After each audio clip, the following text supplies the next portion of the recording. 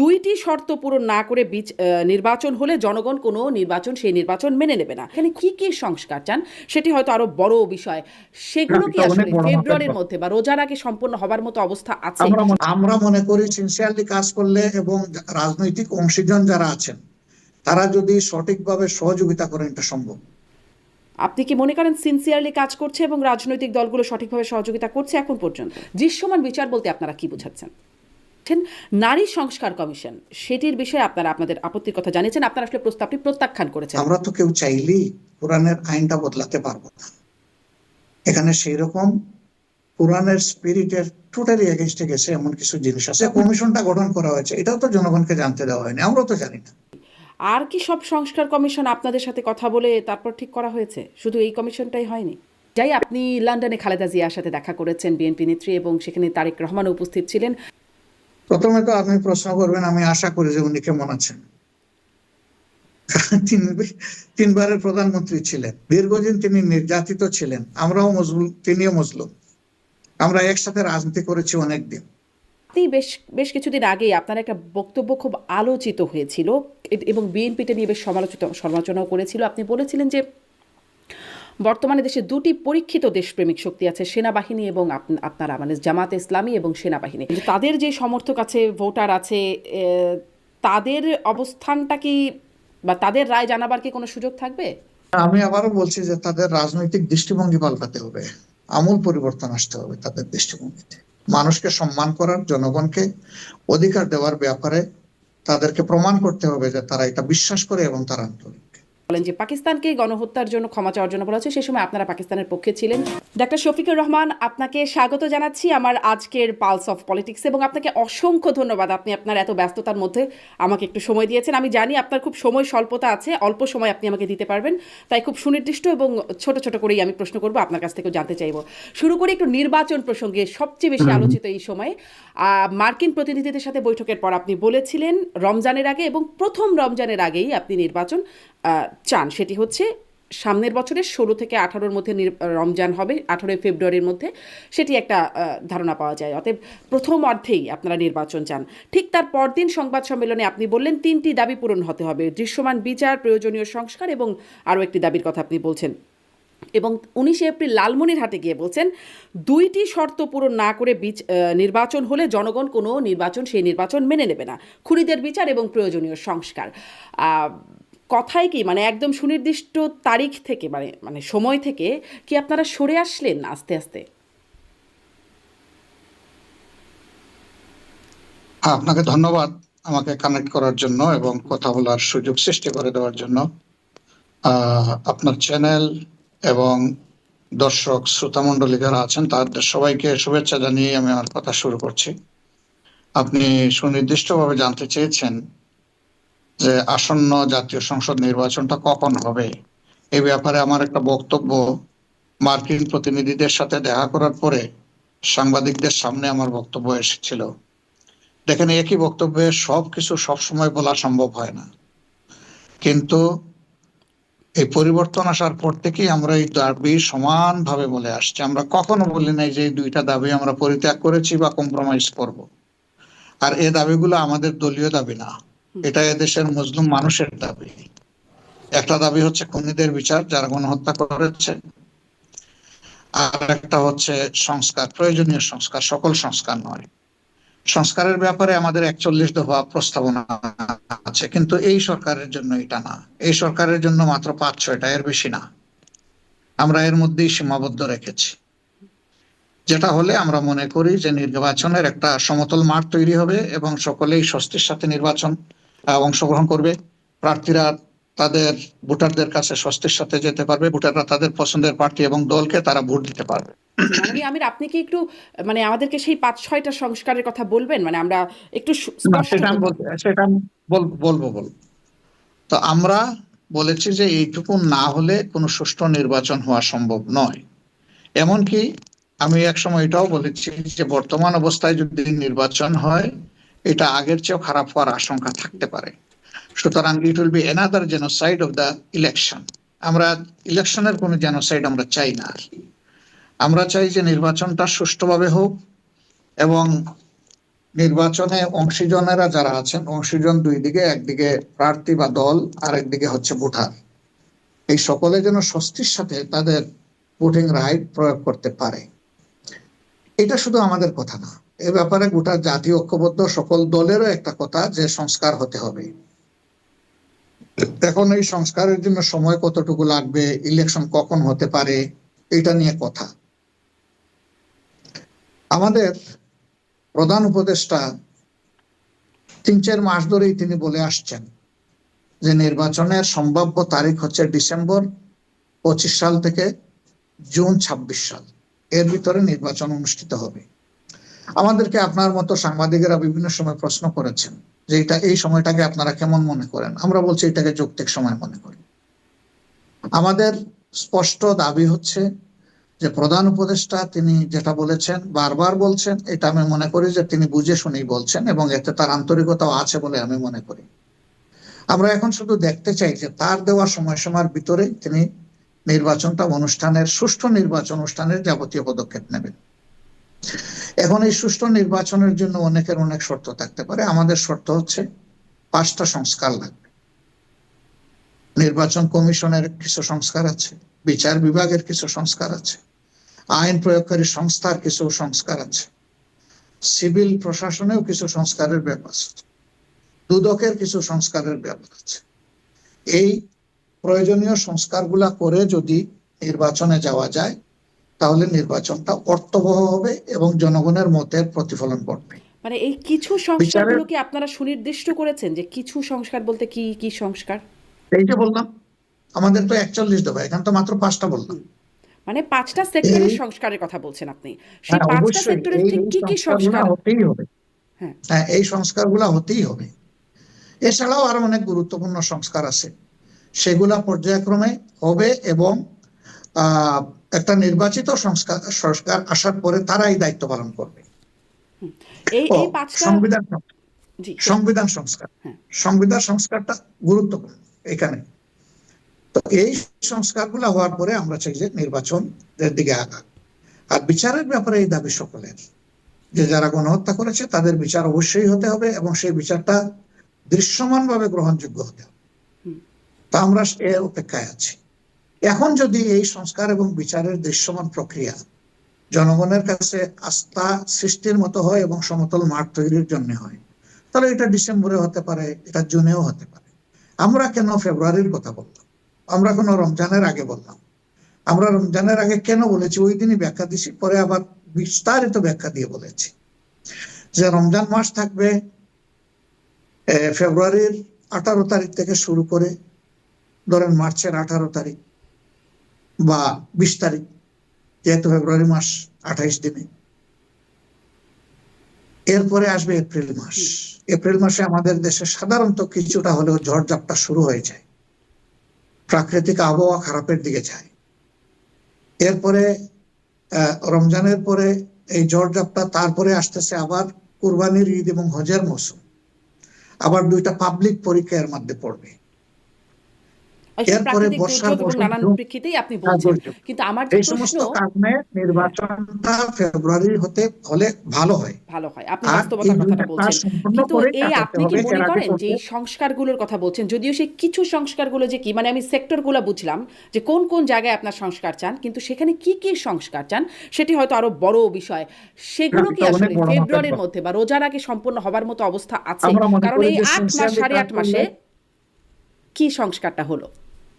আমরা মনে করি সিনসিয়ারলি কাজ করলে এবং রাজনৈতিক অংশীজন যারা আছেন তারা যদি সঠিকভাবে সহযোগিতা করেন এটা সম্ভব। আমরা এটাকে অসম্ভব মনে করি না। আপনি কি মনে করেন সিনসিয়ারলি কাজ করছে এবং রাজনৈতিক দলগুলো সঠিকভাবে সহযোগিতা করছে এখন পর্যন্ত? আমরা বলতেছি করা উচিত। আমরা এখন এই ব্যাপারে কোনো মন্তব্য করব না, আমরা বলতেছি করা উচিত। এ দায় শুধু সরকারকে দিলে হবে না, এ দায় আমাদেরও আছে। দায় সবাইকে ভাগাভাগি করে নিতে হবে, যার পোর্শনে যে দায়টুকু আছে এটা আমাদেরকে পূরণ করতে হবে। মানে করা উচিত, কিন্তু করা হচ্ছে কিনা সে বিষয়ে আপনি মন্তব্য করছেন না। যদি না হয় তাহলে সামনে নির্বাচন ডায়ালগ চলমান, হ্যাঁ, আবার সন্দেহের মুখে পড়ে কিনা। বিচার, দৃশ্যমান বিচার বলতে আপনারা কি বোঝেন? কারণ একটা বিষয়, একটা মাত্র মামলার পূর্ণাঙ্গ তদন্ত প্রতিবেদন শুধুমাত্র জমা দিতে পেরেছে এতদিনে। একটি মাত্র মামলার, তাও তদন্ত প্রতিবেদন এখনো অনেক দেরি বিচারের জায়গাটা, মানে সাধারণ প্রক্রিয়া যদি আমরা চিন্তা করি, দৃশ্যমান বিচার বলতে আপনারা কি বোঝাচ্ছেন? আমরা দৃশ্যমান বিচার বলতে আমরা দেখতে চাই যে মেইন পারপিট্রেটর যারা যারা প্রধান প্রধান অপরাধী তাদেরকে বিচারের আওতায়, প্রক্রিয়ার আওতায় আনা হয়েছে। ট্রায়াল শুরু হয়েছে এবং ট্রায়াল তার স্বাভাবিক গতিতে চলছে। যদি এর মধ্যে রায় হয়, ওয়েল, যদি রায় না হয় মানুষ বিশ্বাস করবে যে রায় হবে, এবং বিচার একবার শুরু হয়ে গেলে এটা কেউ থামাইতে পারবে না। আপনি বলেছেন যে একটা মাত্র ঘটনার তদন্ত প্রতিবেদন জমা হয়েছে। জমা যখন হওয়া শুরু হবে তখন দেখবেন যে অনেকগুলো একটার পর একটা আসবে, এটাই স্বাভাবিক। কারণ এই মামলাগুলা গুরুতর অপরাধের মামলা, সেই মামলায় যেন তেন ভাবে বিচার হোক, এটাও আমরা চাই না। আমরা চাই যে বিচারটা নিখুঁতভাবে হোক, পারফেক্টলি হোক, ন্যায় বিচার প্রতিষ্ঠিত হোক। এতে যার যে শাস্তি পাওয়ার সে পাবে। কেউ কয়টি যদি মুক্তি মামলার পেয়ে যায়, ট্রায়াল শুরু হলে আপনার মনে হবে, কারণ মামলা তো আসলে অনেক হয়েছে, কয়টি মামলার না, ট্রায়াল আমি শুরু ওই হলে? যে বলছি যে প্রধান প্রধান যারা যারা হুকুমদাতা, এটা তো সবাই আমরা জানি কারা হুকুমদাতা, এটা বলারই কোনো প্রয়োজন নেই, এটা clear, very much clear, transparent. তাদের মামলার যখন দৃশ্যমান অগ্রগতি জনগণ দেখতে পারবে তখন আস্থা সৃষ্টি হবে যে ন্যায় বিচার হবে এবং ক্ষতিগ্রস্তরা ন্যায় বিচার পাবে। জি, মানে ট্রায়াল শুরু হলে আপনি মনে করবেন যে দৃশ্যমান একটা অগ্রগতি এর হয়েছে মাঝে বা বিচার বিচারের হচ্ছে। রায় হলে হবে, হ্যাঁ। তারা চেষ্টা করবেন, তাদের করা উচিত। জি। দরকার হয় ট্রাইব্যুনালে বেঞ্চ আরো বাড়াইতে হবে। আর যদি যেমন মানে বিচারের বিষয়টা তো আদালতের উপরে, সেটিতে আসলে খুব সময় নির্ধারণও করে দেওয়া যায় না, যদি ফেব্রুয়ারির মধ্যে বা সামনের জুনের মধ্যেও ঠিক এই অগ্রগতিতে যাওয়া না যায়, তখন আপনারা কি করবেন? তখনকার সময় বলে দিবে যে আমরা কি করব সবাই মিলে। আচ্ছা। ঠিক মানে এখনই আমরা এটার ব্যাপারে নিরাশ হতে চাচ্ছি না, আমরা আশাবাদী থেকেই দেখতে চাচ্ছি। জি। তার মানে এখনো অস্পষ্টতা রয়ে যাচ্ছে আসলে নির্বাচনের সময়সীমাটা কেমন বা সময়কালটা কখন হতে পারে সেই বিষয়ে। আপনারা সংস্কারের প্রসঙ্গেও অনেক প্রস্তাবনা দিচ্ছেন এবং আপনাদের মতামতও জানাচ্ছেন। নারী সংস্কার কমিশন, সেটির বিষয়ে আপনারা আপনাদের আপত্তির কথা জানিয়েছেন। আপনারা আসলে প্রস্তাবটি প্রত্যাখ্যান করেছেন। আমরা দেখেছি হেফাজত ইসলাম প্রত্যাখ্যান করেছে এবং বাতিলের দাবি করেছে, পুরো কমিশনটি বাতিলের দাবি করেছে। আপনারা কেন প্রত্যাখ্যান করছেন? আমরা করছি এখানে সুস্পষ্টভাবে আমাদের গঠনতন্ত্রে বর্তমানে যে প্রভিশনটা আছে এটার বাইরে গিয়ে অনেক কিছু এখানে নিয়ে আসা হয়েছে। প্লাস আমরা তো কেউ চাইলেই কোরআনের আইনটা বদলাতে পারবো না। এখানে সেই রকম কোরআনের স্পিরিটের টোটালি এগেনস্টে গেছে এমন কিছু জিনিস আছে, আপনি জানেন, একজন সচেতন মানুষ হিসেবে এগুলো বলার দরকার নেই। ইতিমধ্যে পত্রপত্রিকায় এই বিষয়গুলো আপত্তি কোন কোন জায়গায় সবার পক্ষ থেকে, বিভিন্ন জনের পক্ষ থেকে এটা এসে গেছে। এই সমস্ত কারণে আমাদের আপত্তি। অবভিয়াসলি আমরা মনে করি যে এই ধরনের একটা সুপারিশ এই সময় জাতিকে অস্থির করবে। জি। অস্থির ডক্টর করবে শফিকুর এই রহমান, কারণে কোরআনিক যেটা আইন তো যুগ যুগ বাংলাদেশে ধরে চলছে চলে না, আসছে। চলছে কি? হ্যাঁ, যুগ যুগ ধরে চলে আসছে এটা। হঠাৎ করে এই সিস্টেমের এগেনস্টে দাঁড়িয়ে এবং কোরআনের কিছু নির্দেশনার বাইরে গিয়ে যখন এটা করা হবে তখন যারা এটাকে মানবে না তারা তো আপত্তি জানাবেই। তো হঠাৎ করে এটা আনার দরকারটা কি ছিল? এটা তো এখন এই সময়ের জন্য ম্যান্ডেটরি কিছু না, এটা পরবর্তী নির্বাচিত গভর্নমেন্ট কিছু করবে। তারপরে যে কমিশনটা গঠন করা হয়েছে এটাও তো জনগণকে জানতে দেওয়া হয়নি, আমরাও তো জানি না, আমাদেরকেও তো আমাদের মতামত চাওয়া হয়নি যে আমরা এই সংক্রান্ত একটা কমিশন গঠন করতে চাচ্ছি, আপনাদের কোনো মতামত থাকলে দেন, সেটাও তো আমরা জানি না। এখন এই যে কয়েকজন মানুষ, তারা তো গোটা নারী জাতির প্রতিনিধিত্ব করেন না, তারা তাদের জায়গা থেকে হয়তো বা তাদের চিন্তা আদর্শের প্রতিনিধিত্ব করেন। তো এখানে তো এই সুযোগও জনগণ পায়নি যে তারা যে প্রতিনিধিত্ব করার জন্য কিছু নাম প্রস্তাবনা দিবে, সেটাও তো সুযোগ ছিল না। এটার প্রক্রিয়াটাই হয়ে গেছে ডিফেক্টিভ। জি। আর কি সব সংস্কার কমিশন আপনাদের সাথে কথা বলে তারপর ঠিক করা হয়েছে? শুধু এই কমিশনটাই হয়নি? এটা খুব কমই বলতে পারেন যে কমিশন গুলা গঠন করার সময় আসলে রাজনৈতিক অংশীজনের সাথে ওনারা তো এখন মতামত চাইবেন, কিন্তু মতামত চাওয়ার আগে তো এখানে ফরমেশনে আমাদের একটা পার্টিসিপেশন যদি সবার থাকতো তাহলে আজকে অনেক কথাই ঘটতো না। মানে যাদের নিয়ে গঠিত হয়েছে সেখানেই আপনাদের একটা আপত্তির জায়গা আছে। একটু সুনির্দিষ্ট করে অন্তত একটা একটা শুধু সুপারিশ, যাদের নিয়ে না, যাদের নিয়ে ছাড়াও যে সুপারিশ মালা এসেছে সেখানেও আমাদের আপত্তি আছে। একটা সুনির্দিষ্ট একটা বা দুটা বলবেন যে আপনাদের আপত্তির জায়গা কি? আপনি দেখে নিন, এগুলা ইতিমধ্যে আমাদের লেখালেখিতে এসে গেছে, পরিষ্কার হয়ে গেছে। আপনি আমাদের ওয়েবসাইটে গেলেও পাবেন, আমাদের ফেসবুক পেজে গেলেও পাবেন। জি, আমি আর আমি কথা আপনার এখানে ফেসবুক লম্বা পেজ করতে থেকেই চাচ্ছি না। দেখছিলাম যে আপনি বলেছেন যে আপনি এটা প্রত্যাখ্যান করছেন, আপনি বিস্মিত হচ্ছেন এই ধরনের সুপারিশে। আপনি আচ্ছা, দলের ফেসবুক পেজে একটু চলে গেলে পেয়ে যাবেন, জামাতের ওটা ভেরিফাইড ফেসবুক পেজ, তো ওখানে গেলেই পেয়ে যাবেন। আচ্ছা, আম, ঠিক আছে, আমি তাহলে পরের প্রশ্নে যাই। আপনি লন্ডনে খালেদা জিয়ার সাথে দেখা করেছেন, বিএনপি নেত্রী, এবং সেখানে তারেক রহমানও উপস্থিত ছিলেন। আপনি বলেছেন যে সেখানে তার সাথে সৌজন্য সাক্ষাৎ মানে তার স্বাস্থ্যের খোঁজখবর নিতে গিয়েছিলেন, রাজনৈতিক আলাপও হয়েছে। নির্বাচন নিয়ে কি কোনো আলোচনা হয়েছে? নির্বাচনে কোনো সমঝোতা বা এরকম কোনো বিষয় কি আলোচনা এসেছে আপনাদের? প্রথমে তো আপনি প্রশ্ন করবেন, আমি আশা করি যে উনি কেমন আছেন। তিন তিনবারের প্রধানমন্ত্রী ছিলেন, আমরা মাঝে তার মাঝে একটা তার বয়স হয়। ডাক্তারের বরাতে জানতে পারি যে দীর্ঘদিন তার তিনি অবস্থার নির্যাতিত উন্নতি ছিলেন। হয়েছে। জি, হ্যাঁ, দীর্ঘদিন তিনি নির্যাতিত ছিলেন। আমরাও মজলুম, তিনিও মজলুম। আমরা একসাথে রাজনীতি করেছি অনেকদিন। আমাদের নৈতিক এবং দায়বোধের জায়গা থেকে ওই কার্টেসি ভিজিটটা আমাদের যাওয়া দরকার ছিল, আমরা গিয়েছি। আলহামদুলিল্লাহ দেখা হয়েছে, মানসিকভাবে উনি ভালো আছেন। শারীরিক অবস্থা তো বুঝতেই পারছেন। তো সব মিলাইয়া আমাদের এই সাক্ষাৎটা ছিল অ্যাবসলিউটলি একেবারেই নন অফিসিয়াল, এবং এটা ছিল একেবারেই এটা সৌজন্যমূলক।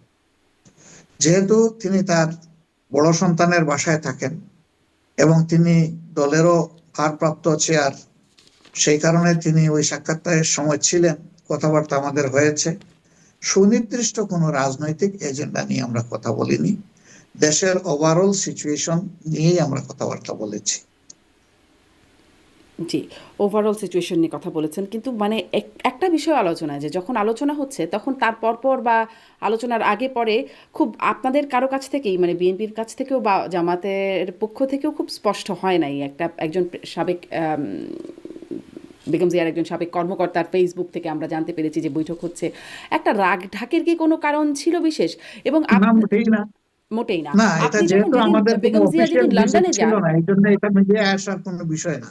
আচ্ছা, বেগম এটা জিয়া তো কোনো যেদিন অফিসিয়াল লন্ডনে যান ভিজিট। সেদিন আপনি প্রধান উপদেষ্টার সাথে একটা বৈঠক করেছেন। সেই বৈঠকটা সম্পর্কে আমরা খোলাসা হতে খুব বেশি পারিনি, এবং তখন বিএনপির নেতা কর্মীরা আমাদের অনুষ্ঠানগুলোতে এসে বলেছেন যে বর্তমান সরকারের সাথে জামাতে ইসলামের মাখামাখি কেন এত, এই প্রশ্নটাও করেছেন। সেখানেও কি কোনো মানে বিশেষ কিছু হয়েছিল? যারা মাখামাখি বলেছেন তাদেরকে একটু জিজ্ঞেস করেন যে মাখামাখির ধরন কি, মাখামাখি কাকে বলে, কি কি মাখামাখি হয়েছে।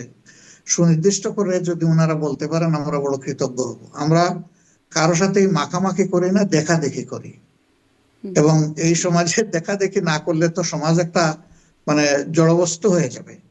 আর তিনি যেহেতু প্রধান উপদেষ্টা, রাষ্ট্রের অনেক বিষয় থাকবে, জনগণের স্বার্থের অনেক ব্যাপার থাকবে, সেই বিষয়গুলো তার সাথে আমাদের শেয়ার হবে, এটাই তো স্বাভাবিক। এখানে মাখামাখি দেখছেন কেন? তো অন্যরা গেলে আমরা কি বলবো যে তাদেরও মাখামাখি? আমাদের চেয়ে তো অন্যরা বেশি যান, কেউ কেউ বেশি যান, তো আমরা বলবো যে এত মাখামাখি? আমরা তো এই ধরনের অরুচিকর ভাষায় কখনো কথা বলি না। জি, সবশেষ প্রধান উপদেষ্টার সাথে আপনাদের কি বিষয় নিয়ে কথা হয়েছে? সবশেষ প্রধান উপদেষ্টার সাথে আমাদের সুনির্দিষ্ট কোনো বিষয় নিয়ে কথা হয়নি। দেশের আইন শৃঙ্খলা পরিস্থিতি একসময় কিছুটা নিচের দিকে গেছিল, পরিকল্পিতভাবেই কিছু কাজ হয়তো বা হয়েছে। আমরা শুধু ওনাকে বলেছি যে দুটা জিনিসের উপর এখন আপনাকে বেশি নজর দিতে হবে, একটা আইন শৃঙ্খলা আর একটা হচ্ছে দ্রব্যমূল্য। এই দুইটা বিষয়ে মানুষ সাফারার। তো আলহামদুলিল্লাহ রমজানে তো একটা সহনীয় অবস্থা ছিল সবকিছু মিলে। দ্রব্যমূল্য সিজনাল ভেরিয়েশন আমাদের দেশে হয়, কিছু হবে, কখনো উঠে কখনো নামে। আর আইন শৃঙ্খলা পরিস্থিতি ওভারঅল খুব খারাপ বলা যাবে না, আবার একেবারেই প্রত্যাশিত লেভেলে আছে এটাও বলা যাবে না। জি, রমজানের পরে অবশ্য দ্রব্যমূল্য বাড়ার অভিযোগ আবার উঠছে। যাই হোক, একটু ওই জায়গায় আসি যে মার্কিন প্রতিনিধিদের সাথে বৈঠকের পর মানে আপনি আইন শৃঙ্খলার কথা বলছেন, প্রশাসনের কথাও একটু আলোচনায় আনি যে এনসিপি নেতা নাহিদ ইসলাম তিনি বলছেন প্রশাসন বিএনপির প্রতি পক্ষপাতদুষ্ট, এবং এই প্রশাসনের থাকলে মানে গ্রহণযোগ্য নির্বাচন সম্ভব না, তাতে এনসিপি অংশ নেবে কিনা সেটা নিয়ে একটা প্রশ্নের কথা তিনি তুলেছেন। আপনি মানে এই বিষয়ে আপনার কি মত? আসলে প্রশাসন কি বিএনপির প্রতি পক্ষপাতদুষ্ট, যেটি নাহিদ ইসলাম অভিযোগ করছেন? নাহিদ তো নাহিদের অবজারভেশনের জায়গা থেকে কথা বলেছেন, তিনি একটা দলের নেতৃত্ব দিচ্ছেন, তিনি যেভাবে বুঝেন সেভাবেই তিনি বলবেন। আমরাও যদি কোনো সময় এরকম কিছু দেখি আমরা বলবো, কিন্তু নাহিদের কথার প্রতিধ্বনি এই মুহূর্তে আমরা করতে চাচ্ছি না। আচ্ছা, তার মানে প্রশাসন বিএনপির প্রতি পক্ষপাতদুষ্ট আপনারা এই রকমটা মনে করেন? না না না, আমরা এখন এই ব্যাপারে কিছু বলতে চাচ্ছি না। আচ্ছা, আচ্ছা ঠিক আছে, আপনি এই বিষয়ে তার এই বক্তব্যের ব্যাপারে আমার নো কমেন্ট। তার বক্তব্যটা যদি বাদ দেই, যদি বক্তব্যের ইস্যুটাকে যদি আমি ধরি, যে প্রশাসনের মানে প্রশাসনের বিএনপির প্রতি পক্ষপাতিত্ব আছে কিনা। আমি বিএনপি বলার আগে তো যাবো আরো গুড়ায়। 15.5 বছরে আওয়ামী লীগ যে প্রশাসন সাজিয়েছিল, হুম। বহুলাংশে তারাই তো প্রশাসনে এখনো আছে।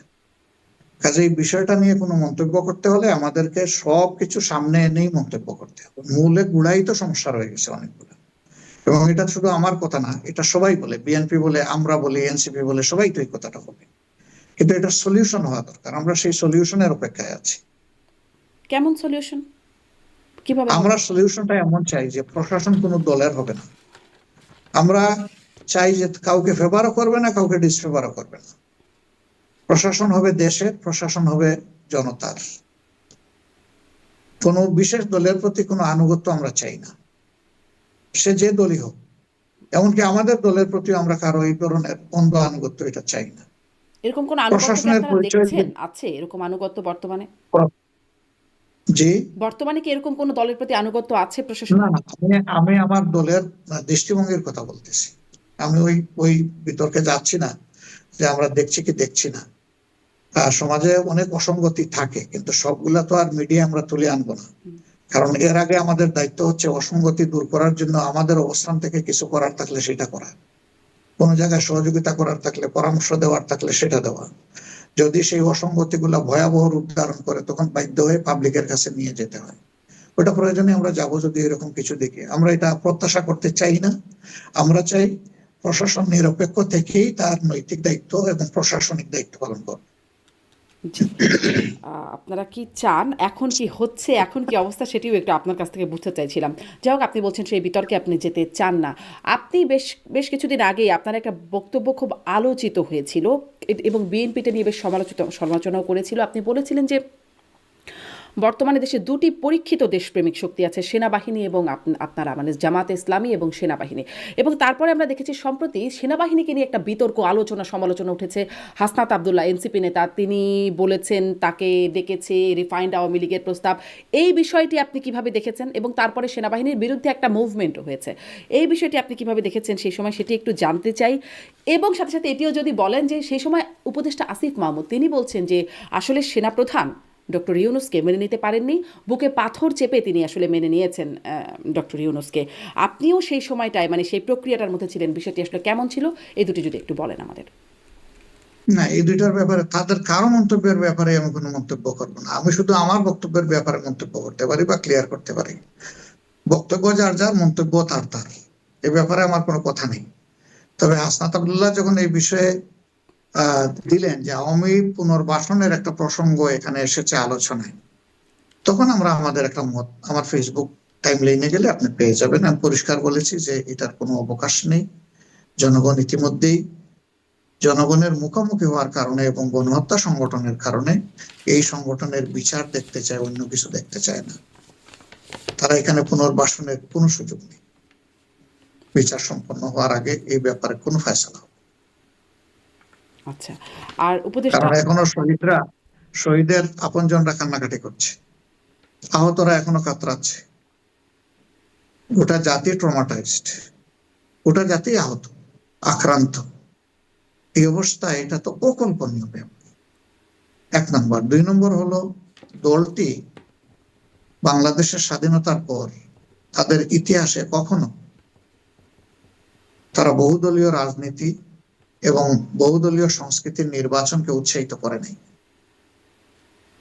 আপনি যদি স্বাধীনতার পর যান, সেখানেও দেখবেন একদলীয় বাকশাল।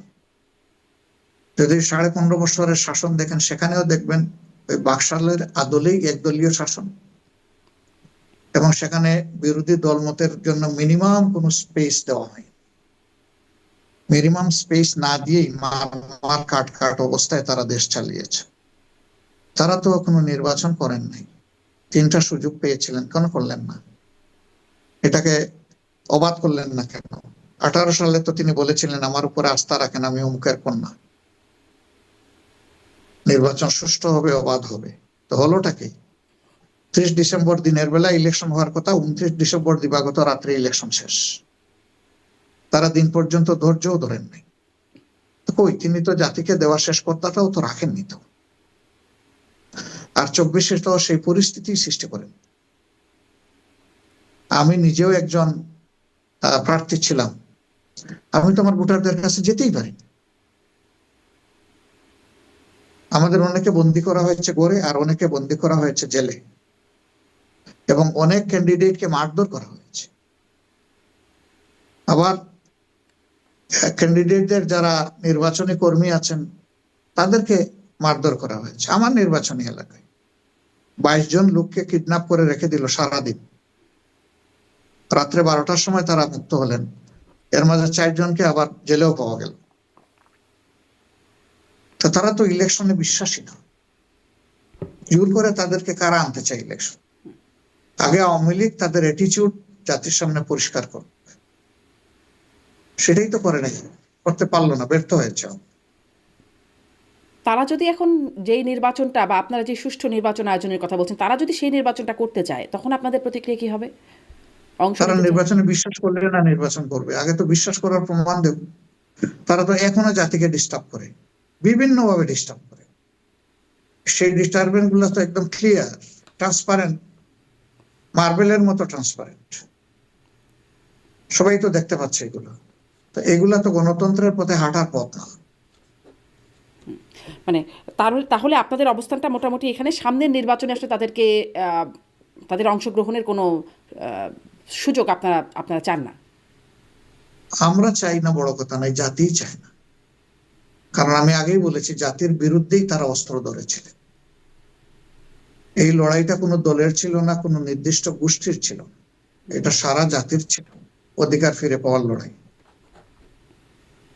তারা তো কার্যত সারা জাতির বিরুদ্ধে দাঁড়িয়েছে, জাতি তো চায় না। আমরা চাইলেই কি, না চাইলেই কি। কিন্তু তাদের তো একটা ভোটার, আমরা তো একটা যে আমরা তো ভোটার হোক, জনগণের সমর্থক আছে। আমরা তো জনগণের জন্য রাজনীতি করি। জনগণের সেন্টিমেন্টকে তো আমরা অসম্মান করতে পারি না, যদি সেই সেন্টিমেন্টটা ন্যায়সঙ্গত হয়। জি, জি, মানে আমি এটাই বলছিলাম যে তাদের যে সমর্থক আছে, ভোটার আছে, তাদের অবস্থানটা কি বা তাদের রায় জানাবার কি কোনো সুযোগ থাকবে? দেখেন, তারা 3টা ভোট করেছে, 14 সালে একটা, 18 সালে একটা, 24 সালে একটা। তাদের ভোটাররাও তো ভোট দিতে যায়নি, এটা তো সত্য। 14 সালে বহু সেন্টারে একটা ভোটও পড়েনি। এরপরে 42, 48, 52 এরকম ভোটের হার দেখানো হয়েছে, সেটা ড্রেসিং করা, টুইস্টেড। তো তাদের ভোটাররাই তো আস্থা রাখে না তাদের উপরে, তাদের কর্মীরা গেলেও তো কিছু ভোট পড়তো, কোন একটা সেন্টার তো খালি যাইতে পারতো না। সেটা তো বাস্তবতা, তা রেকর্ডে ন্যাশনাল ইন্টারন্যাশনাল মিডিয়াতে উঠে এসেছে। মানে সেই বাস্তবতার কারণেই তাদের আসলে সামনের নির্বাচনে অংশগ্রহণ করার কোনো সুযোগ নাই। আমি আবারও বলছি যে তাদের রাজনৈতিক দৃষ্টিভঙ্গি পাল্টাতে হবে, আমূল পরিবর্তন আসতে হবে তাদের দৃষ্টিভঙ্গিতে।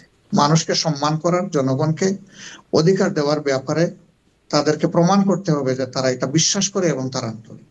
জি, জি, ডাক্তার শফিকুর রহমান, আপনি বলছিলেন যে আহতরা, যেটি আসলে বাস্তবতা, আহতরা এখনো কাতরাচ্ছে। সম্প্রতি আমরা দেখলাম আহতদের চিকিৎসার জন্য পাকিস্তানে পাঠানো হচ্ছে, 31 জনকে অন্তত পাঠানো হচ্ছে পাকিস্তানে। এটা কি আপনি নিজেও একজন চিকিৎসক, আপনি খুব ভালো জানেন বাংলাদেশের চিকিৎসা ব্যবস্থা পাকিস্তানের চেয়ে বেশ এগিয়ে। সেখানে পাকিস্তানে তাদেরকে পাঠানোর সিদ্ধান্তটা আপনি কিভাবে দেখেন? আমাদের দেশের চিকিৎসা ব্যবস্থায় সবগুলা সেক্টরে আমরা এগিয়ে নাই। কিছু কিছু সেক্টরে আমরা ভালো করছি, আবার কিছু কিছু সেক্টরে আমাদের বেশ কিছু ঘাটতি আছে। যেমন ধরেন, চক্ষু চিকিৎসা এখনো আমরা কিছুটা পিছনে। তারপরে যেগুলা হাড় জোড়া সংক্রান্ত বিষয়ে, অর্থোপেডিক্স প্রবলেম যেগুলো আছে, সেগুলাতে আমাদের অবস্থান এখনো পুরাপুরি ওই not up to the mark. Pakistan আর up to the Pakistan mark? পাঠানোর, না, বলতেছি যে আমাদের দেশে not up to the mark. আর পাকিস্তান পাঠানোর আগেও 2-1টা দেশে পাঠানো হয়েছে, কিন্তু সেই দেশগুলোতে পাঠানোর ক্ষেত্রে অনেকগুলা জটিলতা আছে। যেমন তুরস্কেও পাঠানোর একটা উদ্যোগ সরকার নিয়েছে, আবার সিঙ্গাপুর এবং ব্যাংককে পাঠানোর উদ্যোগ নিয়েছে। তো সেই সমস্ত জায়গায় তারা এখনো খুব ভালো ব্রেক থ্রু করতে পারছেন। এখন পাকিস্তান দিয়ে কোনো কথা না। সরকার যদি কোনো জায়গায় গিয়ে একটু কমফোর্ট পায়, কারো যদি হেল্পিং হ্যান্ড পায়, যেখানেই পাবে নেওয়া উচিত, এটা আমরা মনে করি। কোন জায়গার এটা বড় কথা না, এই মানুষগুলা সুস্থ হয়ে ওঠা এটা বড় কথা। সরকার কমফোর্ট পায় আপনি বলছেন, কিন্তু মানে চিকিৎসা ব্যবস্থায় কি আহ, সেই সেবাটা মানে যেটা কাঙ্ক্ষিত সেটা সেখানে পাওয়া সম্ভব বলে আপনি মনে করছেন, যেটি বাংলাদেশে সম্ভব হচ্ছে না? এটা সরকার বলতে পারবে, তারা যোগাযোগ করে নিশ্চয়ই এই ব্যাপারে তারা আশ্বস্ত হয়েছেন বা চেক করে দেখেছেন।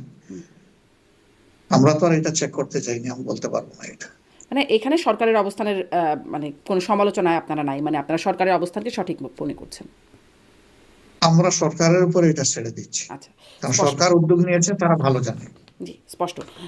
ডাক্তার শফিকুর রহমান, পাকিস্তানের পররাষ্ট্র সচিব সম্প্রতি বাংলাদেশ সফর করলেন এবং সেখানে বিশেষ করে আলোচনা এসেছে, অনেক বিষয়ে আলোচনা হয়েছে। 3টি বিষয়ে বাংলাদেশের পক্ষ থেকে বলা হয়েছে, যদিও পাকিস্তানের পক্ষ থেকে উচ্চ রাখা হয়েছে। 71-এ গণহত্যার জন্য পাকিস্তানকে ক্ষমা চাওয়ার জন্য আনুষ্ঠানিকভাবে ক্ষমা চাওয়ার আহ্বান জানানো হয়েছে, আমাদের ন্যায্য হিস্যা ফেরত চাওয়া হয়েছে এবং আটকে পড়া পাকিস্তানিদের প্রত্যাবাসনের কথা বলার জন্য। আপনি এই বাংলাদেশের এই দাবির প্রেক্ষিতে আপনার অবস্থান কি বা আপনার দলের অবস্থান কি? সরকার তো সরকারের জায়গা থেকেই দাবি জানাবে, এটাই তো স্বাভাবিক। দুইটা সরকারের মধ্যে বাইলেটারাল টক হয়েছে, এটা কিছুটা মধ্যম পর্যায়ের একটা ডেলিগেশন, এটা মন্ত্রী পর্যায়ের না, সচিব পর্যায়ের। তো সেই ডেলিগেশনের সরকার উপযুক্ত মনে করেছে যে এগুলো আমাদের দাবি নিয়ে যে উত্থাপন করা উচিত। তা 71-এর ব্যাপারে, এই ব্যাপারটা তো বহু দীর্ঘ ব্যাপার, এখানে অনেক কথা। 71-এ এই দেশে যে গণহত্যা হয়েছে এই ব্যাপারে কারো কোনো সন্দেহ নেই। অনেকে সংখ্যা নিয়ে বিতর্ক করেন, আমরা এটাতেও যার পক্ষপাতী না। একজন মানুষও যদি অন্যায়ভাবে নিহত হয় সেটা অন্যায়, সেটা অপরাধ। তা এগুলার বিচার হওয়া দরকার ছিল। শেখ মুজিবুর রহমান সাহেব নিজেই তার জীবদ্দশায় 195 জনকে যুদ্ধ অপরাধীর তালিকায় চূড়ান্ত করেছিলেন। তারা সকলেই পাকিস্তানের নাগরিক ছিলেন এবং তারা সেনাবাহিনীর লোক ছিলেন।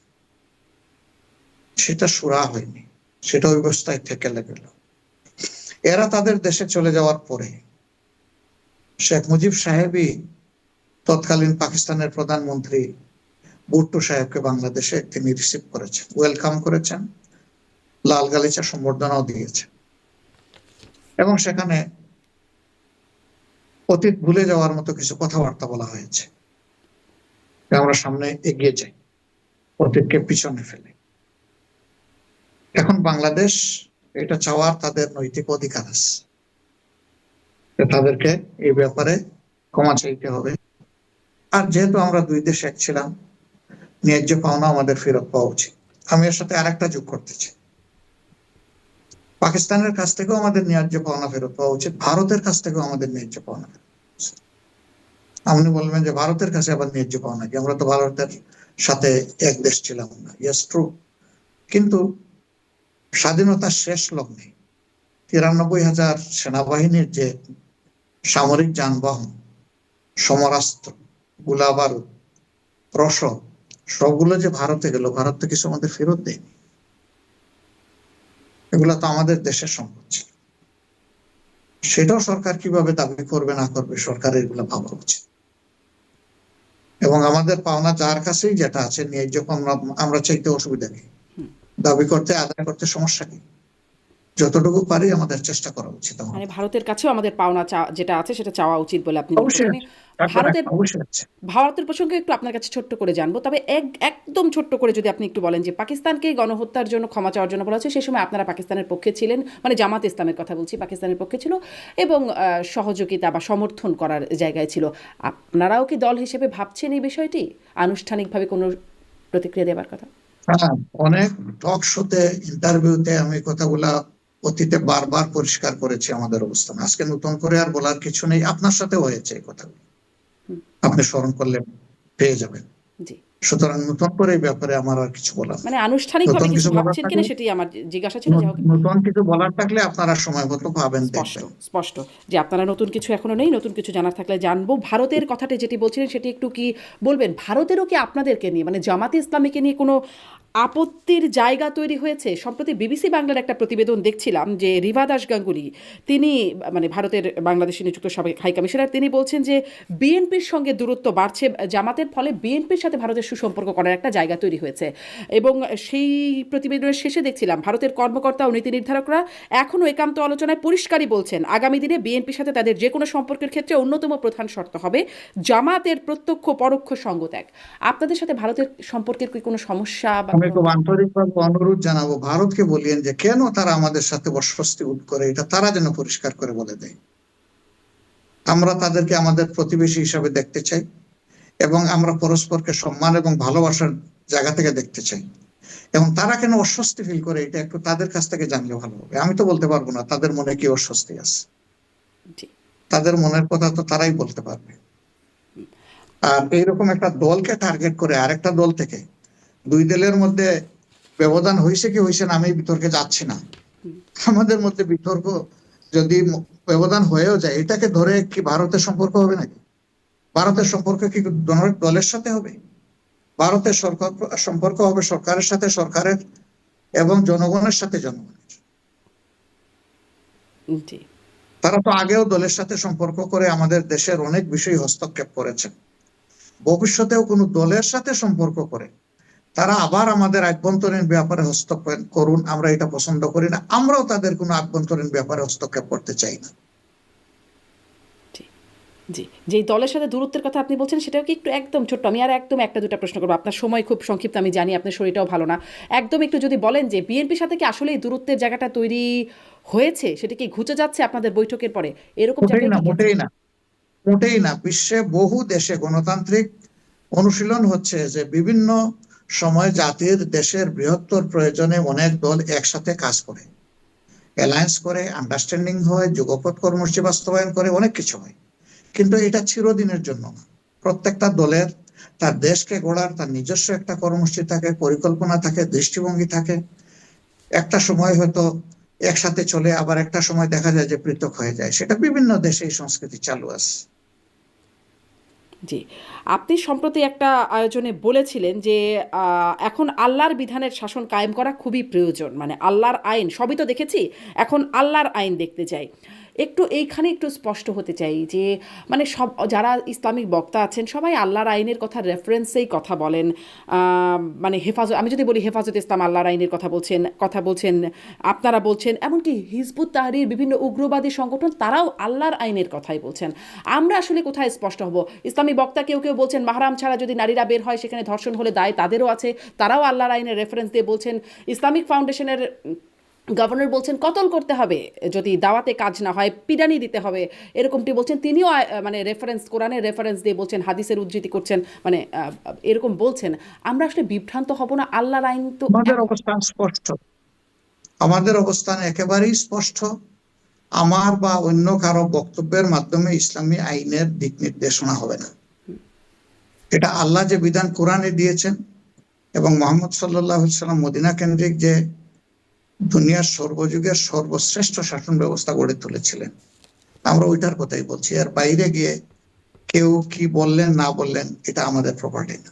আমাদের কথা একবারে পরিষ্কার, আমরা শান্তিপূর্ণভাবে নিয়মতান্ত্রিকভাবে এই পরিবর্তনগুলো চাই এবং আমরা মনে করি যে দেশের বৃহত্তর জনগণ এই ব্যাপারে এগিয়ে আসবে। তারা যেদিন এগিয়ে এসে আমাদের কর্মসূচিকে গ্রহণ করবে এবং তারা এটা বুঝবে যে এর মধ্যেই কল্যাণ রয়েছে, আমরা তখনই কেবল এই ধরনের একটা শাসন আশা করতে পারি। জি, আসলে তো বুঝছে না, আসলে দেখা যাচ্ছে এক একজন এক একদিকে বলছে, আল্লাহর আইনের কথা বলেই এক একজন এক একদিকে যারা বলছে। বলছে তাদের ব্যাপার, এটা তারা বলুক। ওই সমস্ত সকল বুঝের সাথে আমাদের বুঝ মিলবে না, এমনকি আমাদের বুঝের সাথে অনেকের বুঝ মিলবে না, এটাই স্বাভাবিক। জি, বুঝেন না মিলুক, কিন্তু আল্লাহর আইনে তো একটা একরকম ভাবে মেলার কথা ছিল বা মেলা উচিত ছিল। হ্যাঁ, মিলার কথা ছিল, হবে ইনশাআল্লাহ। জি, আপনাদের নিবন্ধন ইস্যুটার কি অবস্থা? কবে, মানে নির্বাচন তো সামনে, নিবন্ধনটা আপনারা কবে নাগাদ ফিরে পাবেন বলে ভাবছেন? আবার আমি বললে কোর্টের উপর হস্তক্ষেপ হবে না তো? এখন এটা ট্রায়াল প্রসেসে আছে। এর উপরে 3 সেশন শুনানি হয়েছে। আমাদের আইনজীবীদের ধারণা আর একটা সেশন শুনানি হলে এটা শুনানিটা সম্পন্ন হবে, তারপরে হয়তো রায়ের দিকে যাব। আপনার এখন যত তাড়াতাড়ি হয় ততই ভালো। জি, ডাক্তার শফিকুর রহমান, অনেক ধন্যবাদ। আপনার শরীরটা ভালো না, আপনি বলেছেন, তারপরেও আপনি অনেকটা সময় আমাকে দিয়েছেন। অনেক ধন্যবাদ যুক্ত হবার জন্য। আপনাকেও ধন্যবাদ। ভালো থাকেন। আসসালামু আলাইকুম ওয়া রাহমাতুল্লাহ। ওয়ালাইকুম আসসালাম। দর্শক, ধন্যবাদ এতক্ষণ সাথে থাকবার জন্য।